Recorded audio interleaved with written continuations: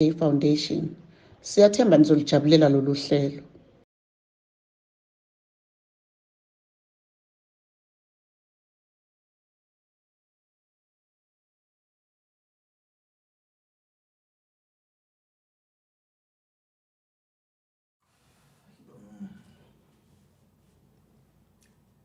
Sanibonani bafundi ba grade 12.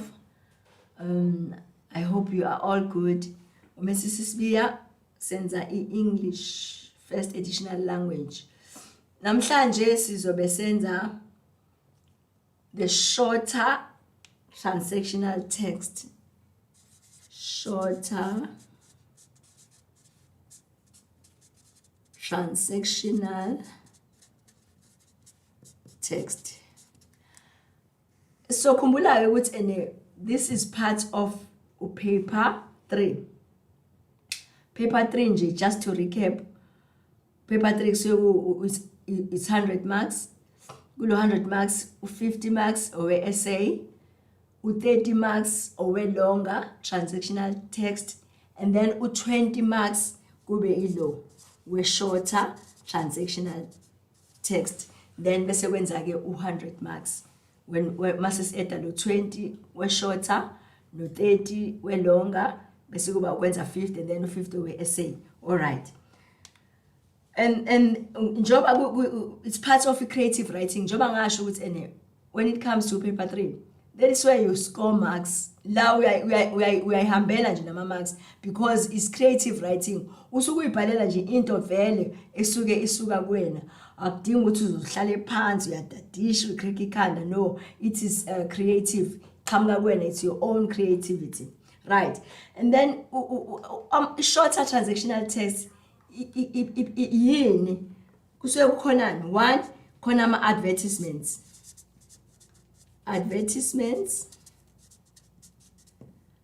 kube i-diary entry. All these engibalayo, they form a part of the shorter transactional text. Ama adverts, i-diary entry, ama postcards, kube ama invitations, kube ama instructions,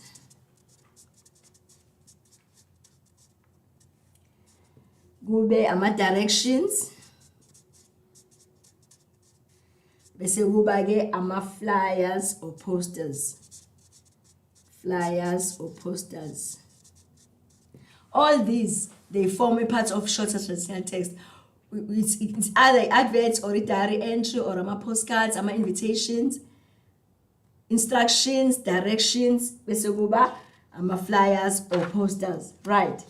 Ake siqale ke nge-advert and advertisement. Uyazi ukuthi mawubheka njoba ngike ngasho ukuthi ama subjects they interlink. Lana kwi-advert sihlangana nawo la i-FAL. Uyothola ukuthi mhlambe ku-business studies khona la khona ama adverts. So ama subjects nje aya interlink, ngeke usho ukuthi ngenza lokhu ngihlwe cha. So i-advert yini aim ye-advert? One, i-aim ye-advert umuntu uma advertiser into. Ngithi advertise ukukhangisa ngesizulu. So when you advertise, the aim is to persuade. Usuke ufuna ukuthi lo muntu or i-audience, you persuade lo muntu oyibukayo le advert or oyifundayo to buy something or to use a service. So i-advert usuke umpersuade, uwenza ukuthi akathi mayeyibuka lo advert ahalele ukwenza njani uyithenga or ahalele ukwenza njani ukuthi ayisebenzise. So when it comes to i-advert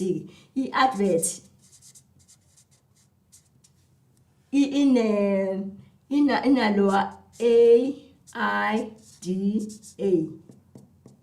U-A dalo wakhona. U-A umeleni. One, u-A it's for attention.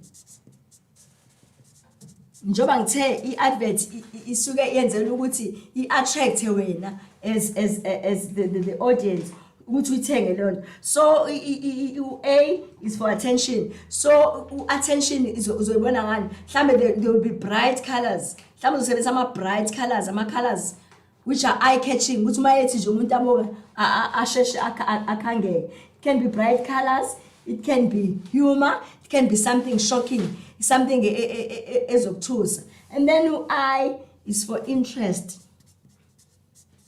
Usuyibonile ke phela i-advert. So you need to be interested. Uba interested ukuthi wenze njani, your interest is aroused. So lapho uyashisekela ukuthi ene I need this. And then bese uba u-D. U-D is for desire. When you desire something, usuke wenze njani, uyayifuna leyo nto, you desire that thing. So mhlawumbe umuntu uzopromise ukuthi le advert ayenzayo product yakhona it's going to be, it's more important than, and then now usuba nayo leyo desire ukuthi wenze njani, ukuthi you must have that product, whatever the product that is being advertised. And then A bese kuba action. Action kanjani, it urges you, ikwenza wena ukuthi uact. Mhlawumbe uzothi hurry up, or izothi while stock lasts, kuze kube nama exclamation marks. Hurry up while stock lasts, action. So in other words, shesha phuthuma, because kwenze njani iyaphela whatever. So when it comes to ama adverts, i-advert nje uqala ine target market. I-target market yini leyo? Is a group of people, abantu, a group of people, ama-advertisers, laba abantu abakhangisayo whatever, that we want to buy. So i-target market yakho yilabo bantu labo ofuna ukuthi benze njani, bayithenge leyo product, that we want to buy the product. Mhlambe ke usuconsider ke age mhlambe yalabo bantu, i-target market yakho is a young group, or gender, or mhlambe is for females, or social class, mhlambe yabantu it depends which i-target market yakho obani. Who are these group of people that when as an advertiser you want ukuthi bathenge leyo product? Iba ne target market, ibisiba ne brand name, i-advertisement yakho. I-brand name yini? It is the name of the product. Yile product ke phela wenze njani, oyidayisayo or okhangisa ngayo, iba ne brand name. Bese amanye futhi abe ne slogan. I-slogan are things that are easy to remember, izinto oshesha ngayo ukukhumbula, that's associated with the product. Njenge KitKat le chocolate, i-slogan yakhona ithini? Have a break, have a KitKat. Angithi have a break, have a KitKat. F&B, how can we help you? That is a slogan. ABSA, whatever. So yonke i-advert yakho ine target market, ine brand name, bese iba nani, iba ne slogan. Slogan ezosebenzisa ngenkathi wenza leyo advert yakho. And then okunye ke futhi i-advert isebenzisa i-persuasive technique.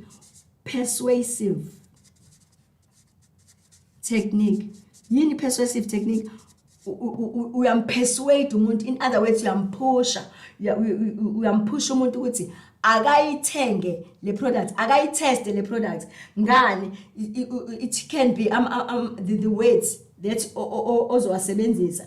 They use emotive words that have to do with emotion. The emotive words, they can be tempting. Umuntu uzoba tempted afuna ukuthi ayithenge le. They can be motivative, they can be powerful, they can also be humorous ukuthi ufuna ukuthi uhleke, or traditional. And also iba futhi ne association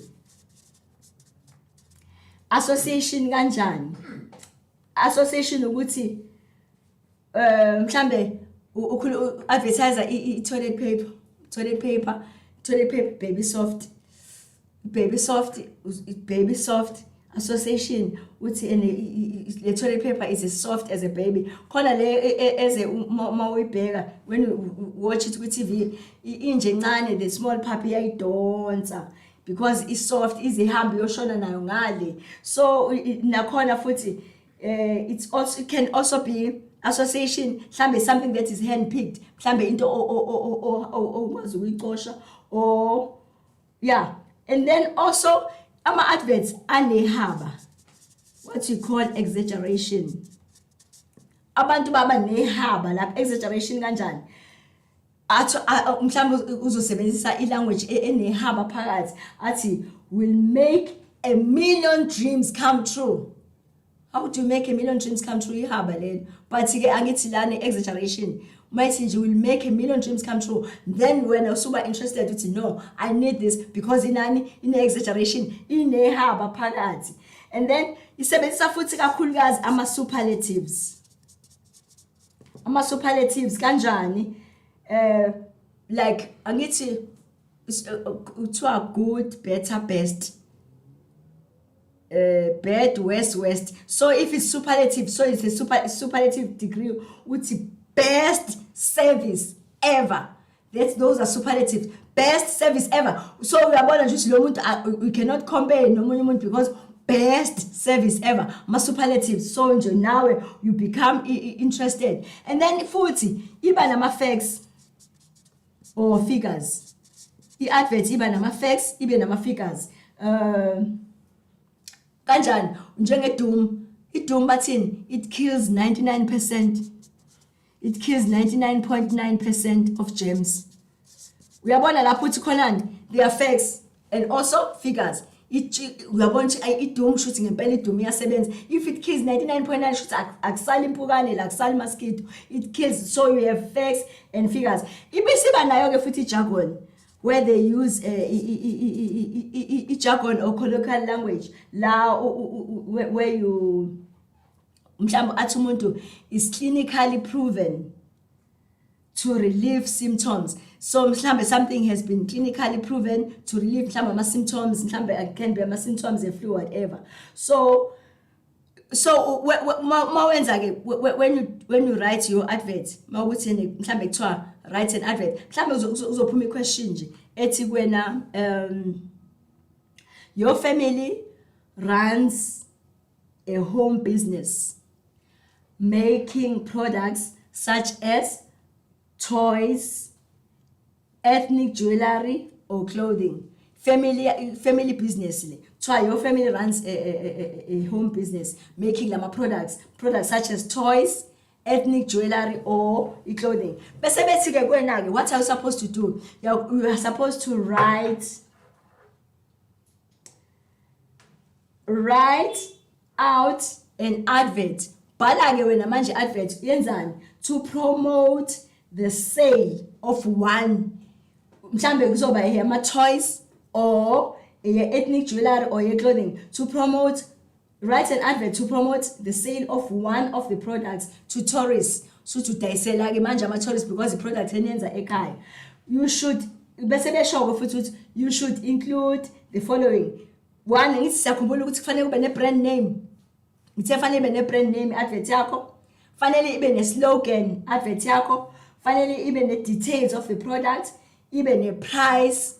Kanye nokuthi where do you find it? Nendawo la uzothola khona. That is all that you do. Mawukhumbule nje lokho ukuthi there is a slogan, there is a brand name, now konke lokho, and it should be catchy and all that.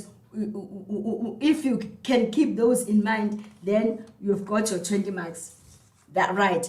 Done with the adverts. Let's move on to a diary entry. Diary entry ke yona. Diaries, this is where you write your thoughts or your feelings or whatever. In other words, diaries ifana nomngani wakho. Kanjani? It's just like a letter. Ifana nencwadi. Oyibhalela a close friend. But in this case, it's not a close friend. It is your diary. Right. Diary, one, it is honest. Because that is where you air your feelings. It is also personal. It is honest, personal, and it is also sincere. And sometimes ubhala izinto painful, mhlawumbe othe go through zona, or and then awukwazi utshela omunye umuntu, you just put them to paper. You are airing your views. Okay. Ama-features ke diary entry imaphi? One, ama-features diary entry is that it is written in the first person. Ama-features diary. One, it is written in the first person. I. Written in the first person.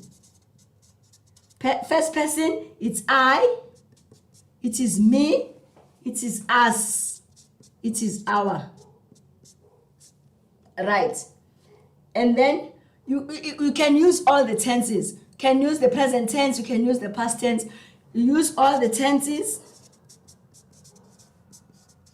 But sometimes uzobukhuluma nge-experience that you went through esidlulile. So you use all the tenses. And also, conversation yakhona mobile diary, it's a personal conversational tone.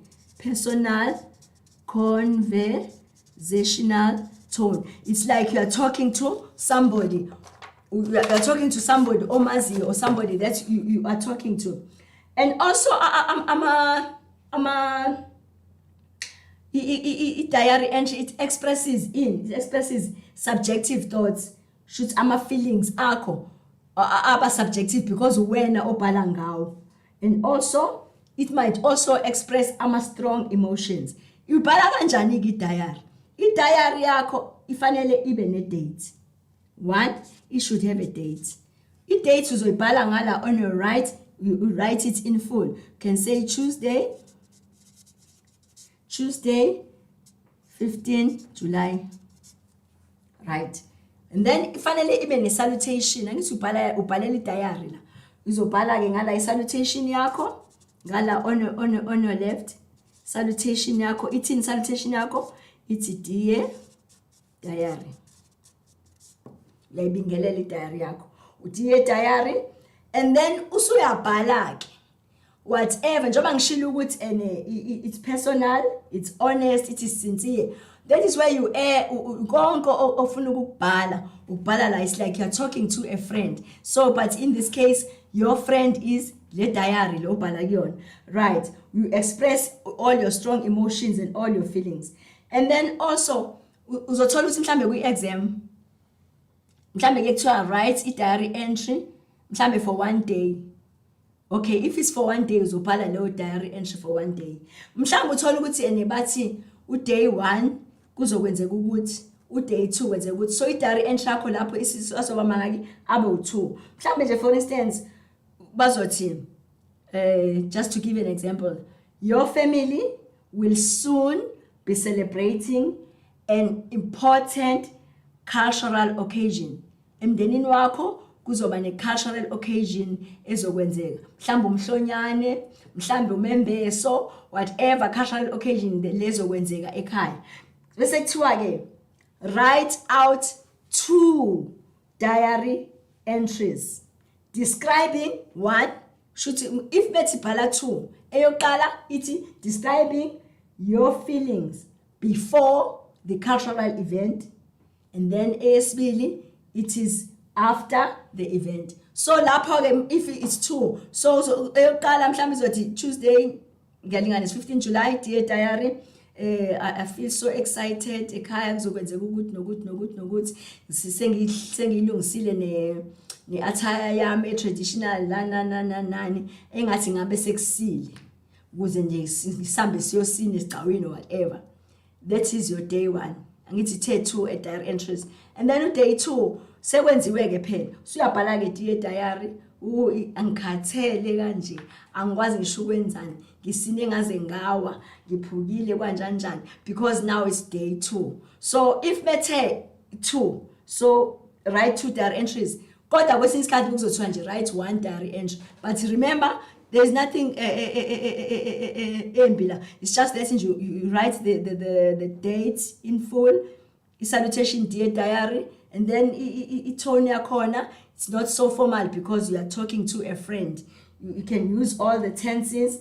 and it's a personal conversational tone because it's like you are talking to a friend, right? I guess it's like imagine my postcards. Postcards small. Postcard ikhadi elincane.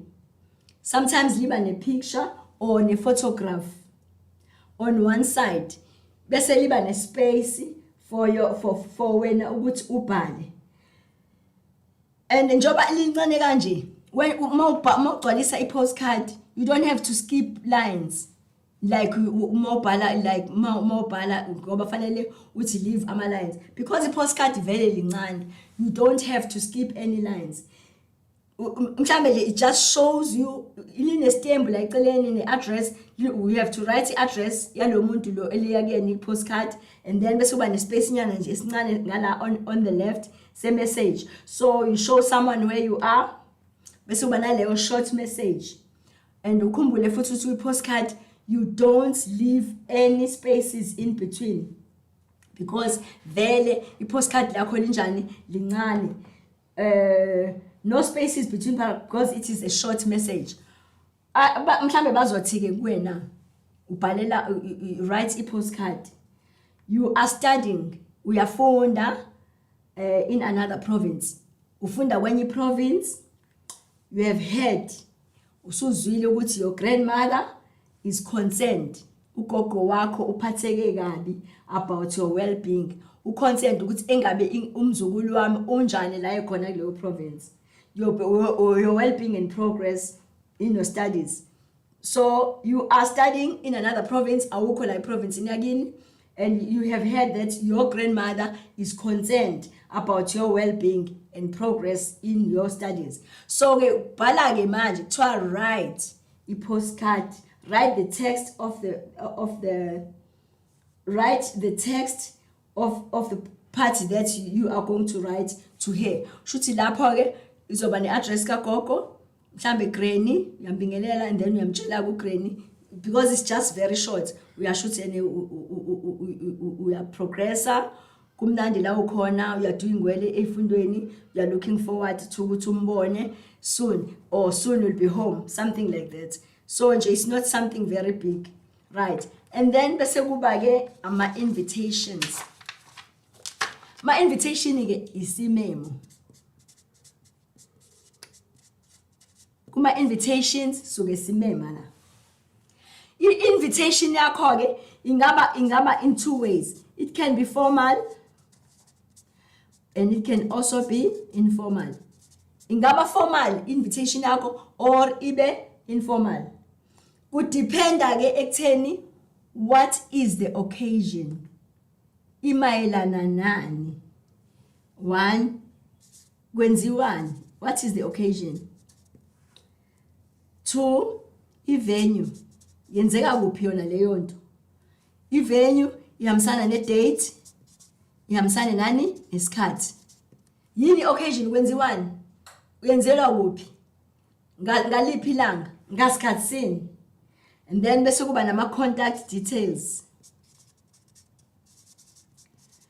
Ama contact details akabani? La alomuntu omemayo, people where they can RSVP. La fanele benze njani? Baphendulele khona. Mhlambe amanye azabe ne dress code ukuthi i dress code. Mhlambe dress code is formal, mhlambe dress code is informal, mhlambe it's pink or whatever. Mhlambe amanye abanalokho ukuthi abe ne dress code as well. Invitation nje, it's just something uyabhala ukuthi you are inviting so and so. If it's formal, mhlambe it's formal, izoba that formal language oyisebenzisayo. But if it's two friends, it's gonna be informal because you can just say, guys, I'm hosting a 21st birthday party. We'll be going to Blue Lagoon. Only about it's formal, just say guys, because it's informal. Depending which is it formal or informal. If it's a wedding invitation, then it's going to be formal. But if it's just a party or whatever, then it is informal. Depending who are you inviting. But as long as it was with venue gopi, ingaskatsini, yipi date, ubani isiphendula kuyena, and that is all. And then bese kuba ke ukugcwalisa ama forms, filling in a form.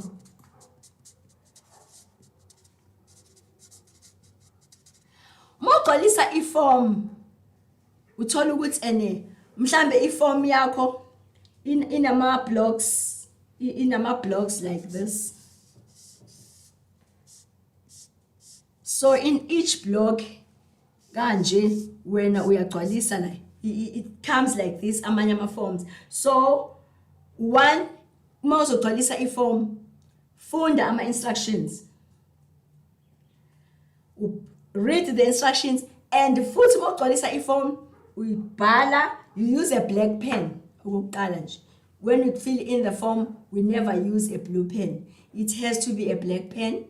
And also read the instructions, and then also masibhala sigcwalisa in block letters. Sigcwalisa in block letters.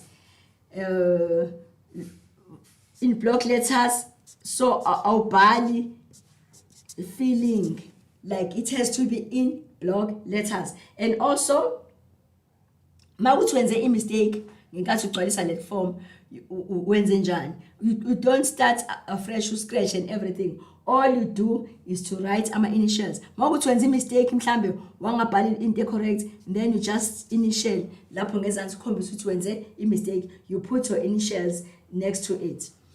Right, ama forms isikhathi esiningi ke one aqala nje ngani ngesurname, sibongo sakho, bese kuba ama full names, your full names, abe ne date of birth, and fanele uyibhale in full, abe ne home address, depending ukuthi yaphi lo form, home address, mhlambe amanye kube ne email address, mhlambe kube ne phone number yakho or a cell number. Bese kuba i-gender. Gender is either you are male or female. Kube ne gender where ugcwalisa lapho uma spaces whether you are male or a female. Mhlambe i-race, African, colored, man, ugcwalise ama details. Ekugcineni ke kodwa when you fill in the form lapha ekugcineni kune lokhuzane ye signature where you put on your signature, and then you send your form through. Right,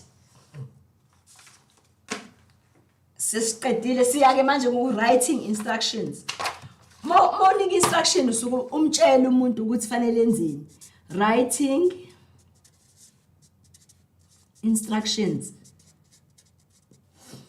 When it comes to writing instructions, usuke wenzani la? When you write ama instructions, usuke ubhala a list of commands. In other words, uyamtshela lo muntu if ku instruction awumbuzi wenze njani, uyamtshela. So you are listing, ubhala a list of commands ukuthi fanele enzeni. So kule list yakho of commands fanele benjani, it should be clear.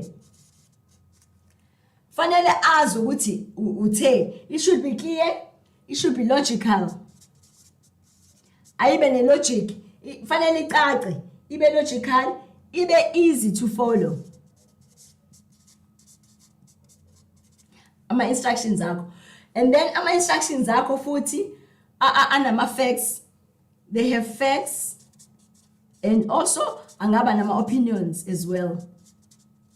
Ama instructions, or you can use ama command verbs.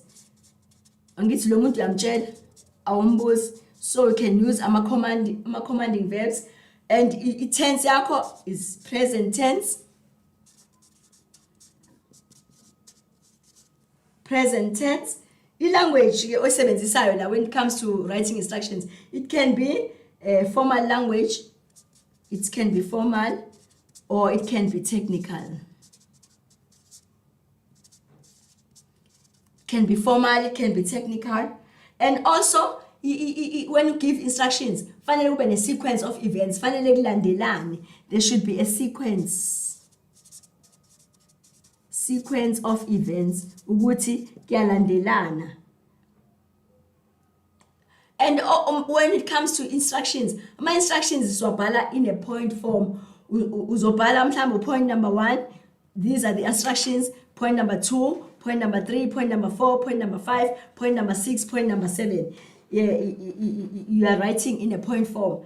I think it's for instance, but a name. When you are the manager of a shop, when we manage a store lists. We are a holiday. You are going out on a holiday. You are a manager of a shop. You are going out on a holiday for 1 week. We are hambala. M17 for 1 week, right? Fanele manje ubhale instruction. Write out an instruction for the person who is going to be in charge in your absence, explaining his or her duties. We are hamba for 1 week, can't we manage a shop? So we are writing our instructions manje. We write out some instructions for the person also bambela, who's going to be in charge in your absence and explaining his or her duties. We uyabhala ke lapho ukuthi angazi manager yenzani. Manager fanele be sure ukuthi masivula isitolo ikhona. Manager must see which all the staff is present. Manager must see ukuthi umsebenzi uyaqhubeka. Manager, so you are writing njengoba ngithe it's facts and opinions. You are commanding verbs, you sebenzisa present tense, formal technique and sequence of events ukuthi when it comes to masekuvalwa you make sure ukuthi yonke into ifakiwe ngaphakathi and all that. So those are the instructions you are writing. In other words, we are commanding that person. It's a list of commands. We are mtshela ukuthi you need to do this, you need to do that, you need to do this, but it's in point form. We bala in point form, right? Bese kuza ke kuma directions. Writing directions. Ma directions here manje. When you write ama directions, usuke director umuntu akayazi indawo. Mhlambe indawo afuna ukuya kuyona, so ufanele umchazele. When it comes to writing directions, lo muntu akayazi lento okhuluma ngafanele umchazele. So when you write ama directions, 1, they must be clear. Akucace lo muntu akayazi lento ayifunayo, so they must be clear. They must be clear direction. Nakhona futhi njengalapha kuma instructions, nalana futhi kuma directions, we use command verbs. We use command verbs. Yini ama command verbs? Njengokuthi nje go down, follow the sign, turn left, all those are command verbs. Go down, turn left, follow the sign, those are command verbs. Uyamtshela ukuthi ayenze ukuthi it's an instruction. And also when you give ama directions, when you write ama directions, fanele abe in a chronological order. Akulandelane ukuthi ngisuka la, chronological order. Akube ne order ukuthi ngisuka la, ngithatha left, ngishona phansi, ngiyakhuphuka, ngithatha ikhona. It's a chronological order. Kuyalandelana. And also isikhathi esiningi mangabe sinika ama directions, we use what we call ama landmarks. Yini ama landmarks? Mhlambe umuntu ufuna direction, and then also mhlambe you can indicate a distance. Indicate the distance as well. Nangu umuntu he or she wants a direction to iskole isithize akasazi, and then uhlangana nawe uthi mdirect. So mawumdirecta lo muntu njengoba ngithe it must be clear, uyamchazela uthi usuka la ukhona. Angithi usebenzisa ama commanding verbs. You go down, you turn left. When you turn left, on your left you will see iskole esipaint blue and gray. That is a landmark. You pass that school, there are humps there, humps. Then on your right, there's a tuck shop, I need to send some landmarks. There's a tuck shop in a red container. And it's about it's chronological. Then you pass that, and then you go down. After that, you'll see maybe a double-story house on your right. Once you pass that double-story house, keep to the left. The place that you are looking for is on the left. So you indicate the distance as well using the landmarks. So menze umuntu omnika direction angalokho ehambe ebuza, because usumchazelile ukuthi i-direction yakho mosuka la uzoshona ezansi, on the left khona ukuthi, on the right khona ukuthi. So as director using a chronological order, as director using a landmarks, it becomes easy for that person ukuthi asheshe njani ayithole indawo. And also you can also indicate the distance as well ukuthi from here la uya khona it's about 5 kilometers. So awusekude sekuseduze ukuthi ufike la uya khona, right? And then bese siza ke kuma posters, brochures or flyers. All those are short and transactional text. Posters, brochure, or flyers. Anzani lezinto abuyela lapha emuva kuyini kwi-advert. Ama-posters nama-brochure nama-flyers abuyela lapha la siqale khona kunjani kwi-advert kanjani, because enziwelana ama-poster, enziwelana ama-brochure, enziwelana ama-flyers. They are there to advertise. They advertise a product. They advertise a product.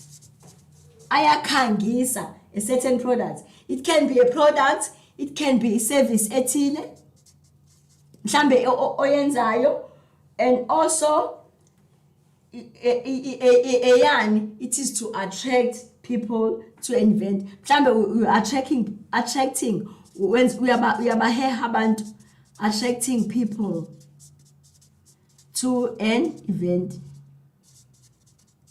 Ibuyela lapha ke kulowa ada lo aseqaleni kade siwenza kwi-advert. Angithi niyamkhumbula u-ada lo kade siwenza eqaleni ukuthi u-A is for attention. So attention yini le visual, yini le azoyibona umuntu. What are the catching words ozowasebenzisa to attract attention yalo muntu ukuthi abe interested in whatever you're advertising. So what is visual? Yini la azoyibona ezosebenzisa ama catching words that will make abantu ukuthi mabebona le poster yakho oyifakile la, or bebona le brochure yakho, or bebona le flyer yakho, babe what is going to catch their interest? Yini ezobenza babe more interested. So what is going to catch their attention? And then bese kuba u-I, which is interest. Okay, interest yakhona, once they have stopped to look, bazoma phela ngithi nansi flyer yakho uyifakile, or nansi poster yakho it's catchy, yenza ukuthi umuntu abone mhlambe the colors that you have used are bright, or mhlambe abantu izinto osifakile zenza ukuthi umuntu abe interested. And then u-I, once they have stopped to look, how can you get them ukuthi bayifundeke? Bazoma yini ozoyenza wena kule poster yakho, yini ozoyenza wena kule brochure yakho, yini ozoyenza wena kule flyer yakho ukuthi and mayisemileke akabe interested ukuthi it's not about ukuthi ame akame, and then abe interested enze njani ayifunde ukuthi what is it that is being advertised kule poster, what is it that is being advertised kule brochure, what is it that is being advertised kule flyer. And then bese kuba uD lo we-desire. I-desire ngisho ukuthi language izobe usuyisebenzisa lapho. What language can you use to make lo muntu ozobuka le flyer yakho, to make them want what you're advertising? Yini i-language oyisebenzisile ukuthi ezomenza ukuthi akabe interested ukuthi enze njani to want what you are advertising. And then bese kuba action. Have you given all the information? I-action ubanikile yini kule brochure yakho, kule poster yakho uyifakile yonke information that they need to get ukuthi what is it that you're advertising. Mhlambe ufakile ama contact details akho, wafaka i-date mhlambe i-brochure or i-flyer wenzeka isikhathi esithize, you have included your contact details, you have included the date, you've included the time, or mhlambe there is a web address as well. Kune address lapho website where they can get into bakwazi ukuthi ba check whatever that you are advertising. So yeah, so when it comes to shorter transactional writing, that is where you score more marks, because njoba ngishilo nje mase recap akhe sesiqeda ngithe 20 marks of your lesson. 20 marks comes from shorter transactional text, and then ngawabala-ke ama-adverts ayacisha afane nama-poster because analo ada lo wakhona. Then with diary entry siyakhumbula ukuthi fanele ibe ne-date and the salutation dear diary. Ama-invitations akho sasho ukuthi they can be formal, they can be informal, depending ukuthi who are you inviting, as long as kune-date nesikhathi or ne-dress code. Then filling in the form, sasho ukuthi form sigcwalisa in block letters. We use a black pen, and whatever that, if you have made a mistake, you just sign ekugcineni. My instructions, when it comes to my instructions are very clear. They are in a chronological order. They use commanding verbs because uyamtshela umuntu ukuthi agenze ukuthi. Then ama directions as well. When it comes to directions, now futhi they are in the chronological order. And isikhathi esiningi ama directions, it's where you use ama landmarks to be able ukuthi umguide umuntu ukuthi uzothola kanjani la yakhona. Then flyers and posters acishe afane nama-adverts, because lapho you are advertising whatever product or whatever service that you ofuna ukuyipromota, or maybe you are promoting an event, mhlambe event yabaculi, or event mhlambe ethizeni, mhlambe decide to make a brochure or a flyer. It's now spring, we are welcoming summer, izoba nabaculi thizeni, and then we are shooting mhlambe they'll be wearing all white, and then it's going to be on such and such a day from this time to this time. Abantu abazofika before this time, mhlambe there is a free entry, mhlambe after this time kuzobe sengasisekhokhwa, whatever. But so it designed, it should be catchy. Umuntu what is it that you have used ezokwenza ukuthi umuntu abe more interested ukuthi akwazi ukuthi akwazi ukungena akusupport to whatever you are advertising, whatever you are promoting. Uzokwazi ukusupport, ukwazile nokuthi attract umuntu oyifundayo ukuthi akwazi ukuthi athi attend the event. Have you done enough ukuthi akwazi ukuthi abe interested? And then that's it. That is where you score more marks. And then yeah, it's very easy. Njoba ngishilo ukuthi kulula ukuthola ama marks ka paper 3, because paper 3 nje is just creative writing. Ubhala lokho okusuka kuwena. It's your own creativity. Awudingi ukufunda noqala phansi ukudadisha, as long as wazi ukuthi this is what I need to do, this is how I write it, and then that's it. Thank you so much for today's lesson. We'll see you next time.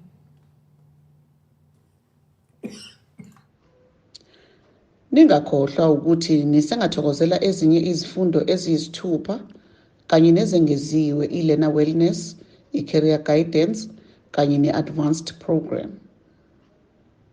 Hlanganyela nathi kwizifundo ezi-online ku-068 151 1072 noma ku-GoDigi@godigitalsa.today. Siyabonga.